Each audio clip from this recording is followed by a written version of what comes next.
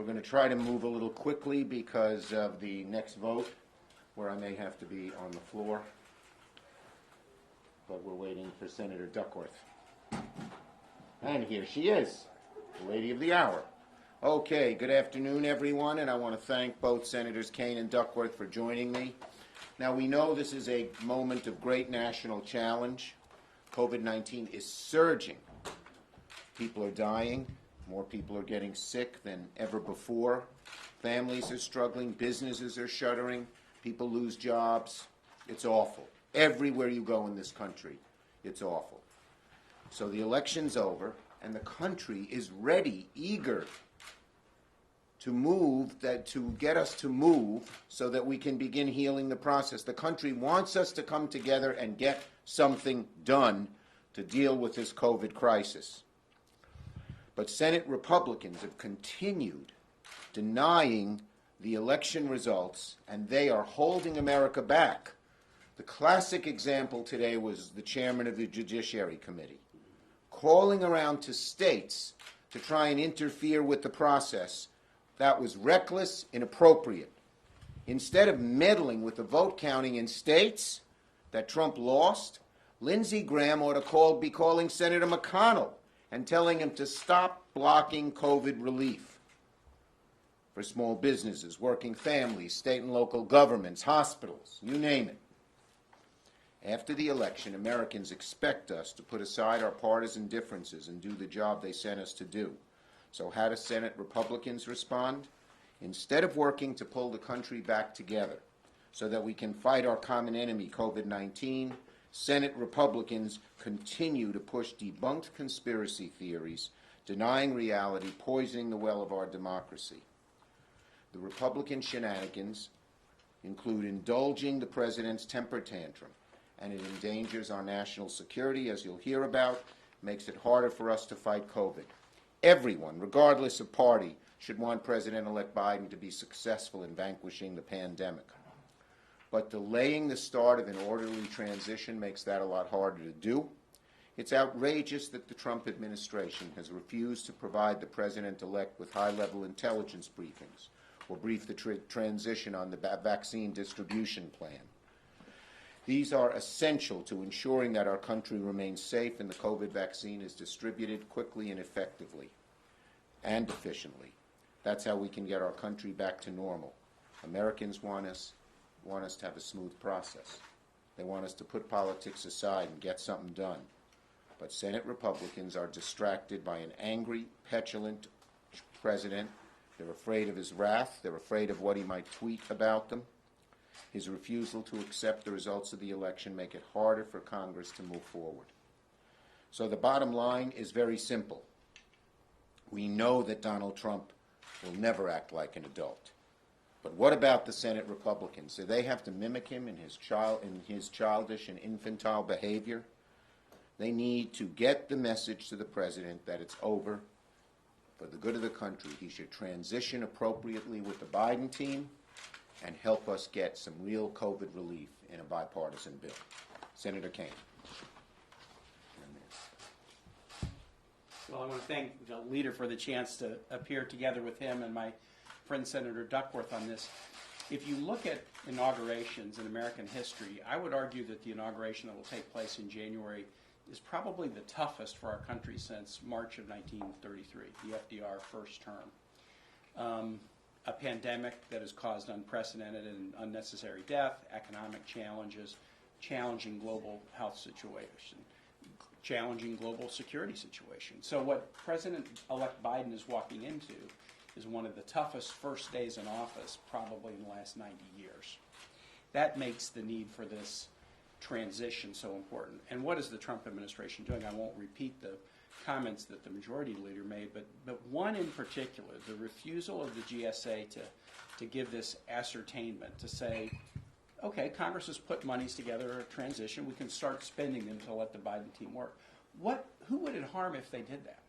If they wanted to fight court battles, they could still fight court battles.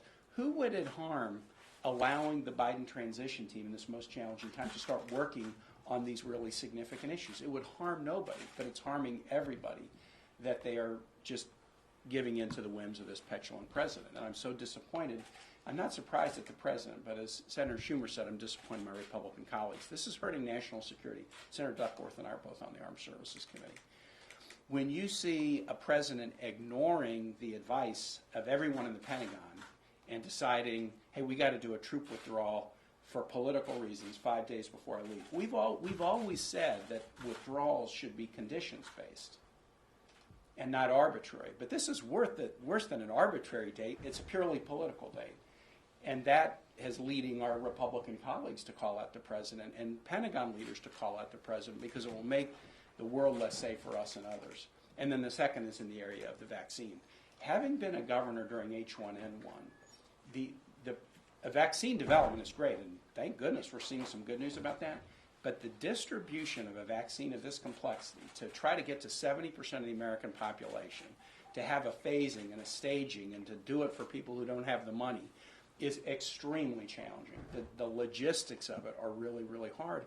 And not interacting with the incoming team or letting the Biden transition have the full resources at their disposal will make that distribution challenge much worse. Last thing I'll say, matter of kind of personal privilege, if I can. I stood on a stage in a hotel room in New York City the morning after the 2016 election with a former Senate colleague, Secretary of State. The polls had only been closed for 10 hours. The race had only been called for 8 hours.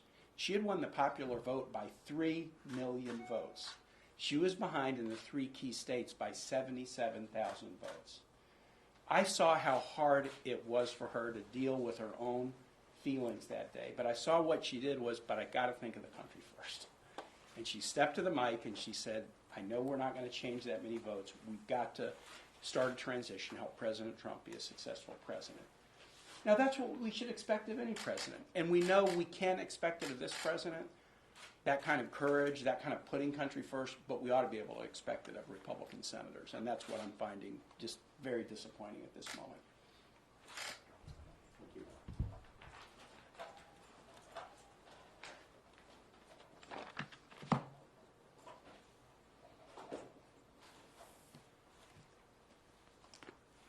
Thank you. Thank you, Tim. Thank you, Leader.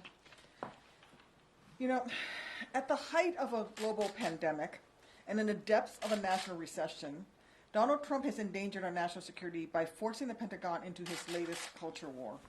Since the moment that it was clear that he was going to lose, he has been spewing baseless conspiracy theories and using these lies as a rationale to refuse to accept the results and make the first steps towards a peaceful transition of power.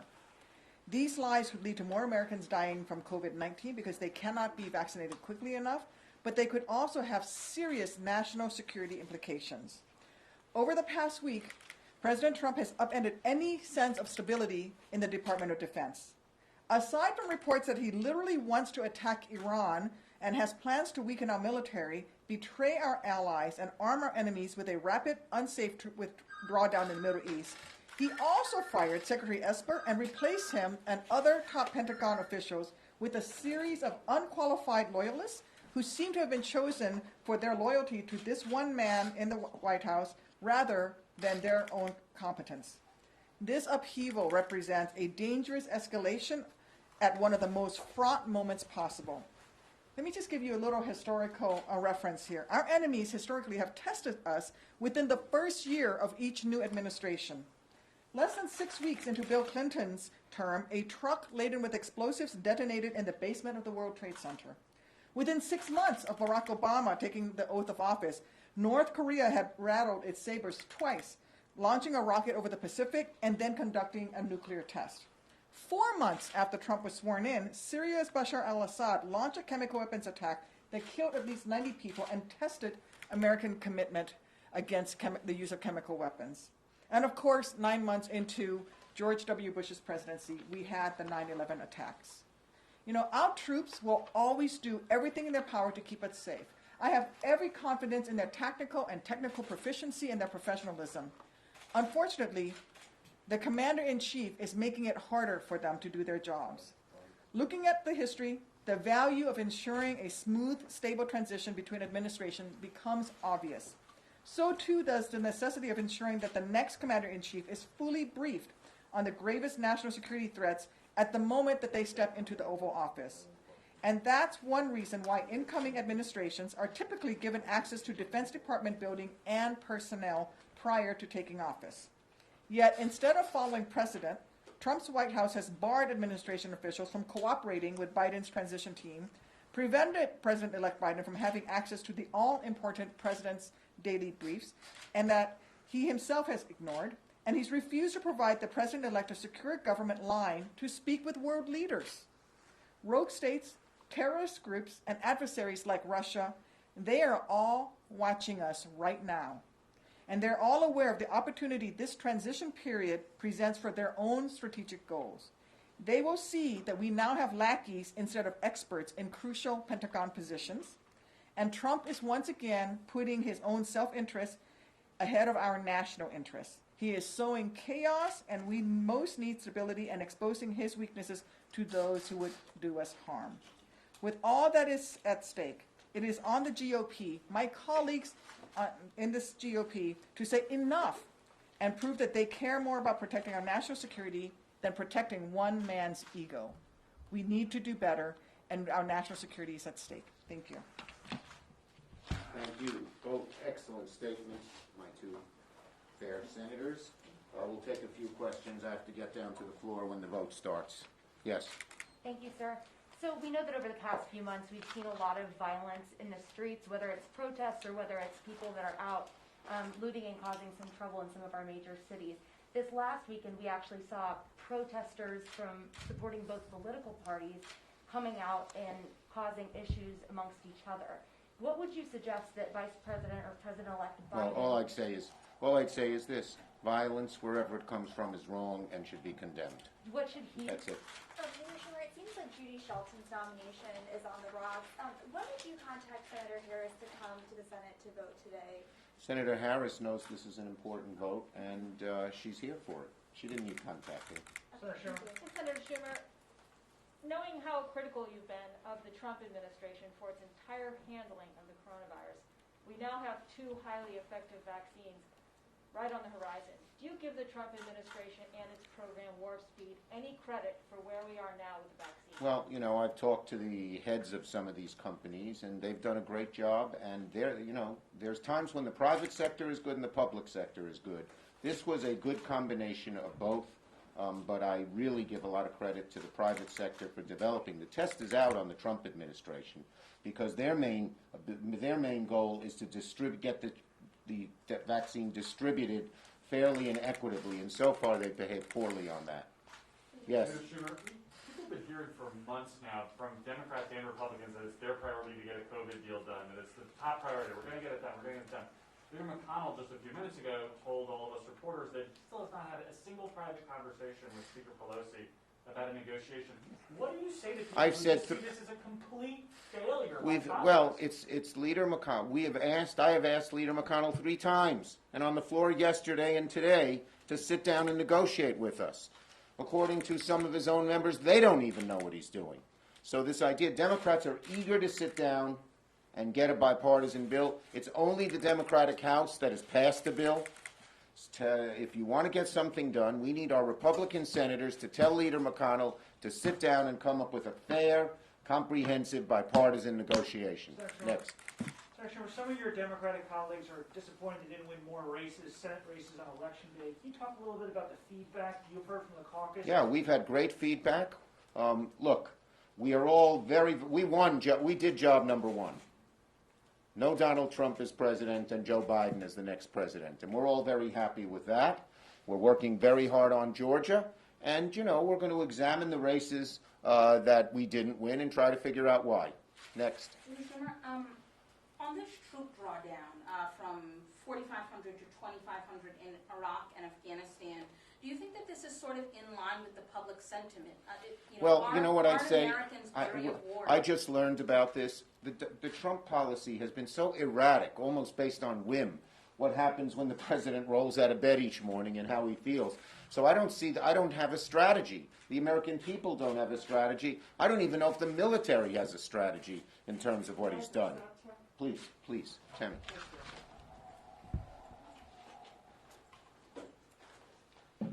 Started? Okay. This is the last answer. Sorry. No one wants the troops home more than I do. But frankly, to bring the troops home in a chaotic way like he is doing with very few weeks, I mean, literally, excuse me, to bring the troops home with just literally weeks of planning, actually no planning at all, sets up a logistical impossibility. How do we bring all those troops back? And we actually will leave the remainder of the troops there in a dangerous situation because we are going to have to leave behind our military equipment. There will be caches of military equipment left behind because we lack the logistic capability to bring all that equipment back. So we bring back half the troops by the beginning of January. That means that we're leaving equipment behind that the Taliban and our enemies can fall in on to use it to then attack the remaining troops that are still in theater. This is the wrong way. This is why all of the military commanders have spoken up and said this is the wrong thing to do. We want our troops home, but let's not bring them home in body bags. And that's potentially what's going to happen if this president gets his way and puts his own political timeline ahead of our national security. It seems Thank you, though that everybody. there's never That's a it. good time. Thank you, folks. I'm sorry, I'm going to hurry ahead of you guys. Yeah, no, I got to go vote too. Thanks, everyone.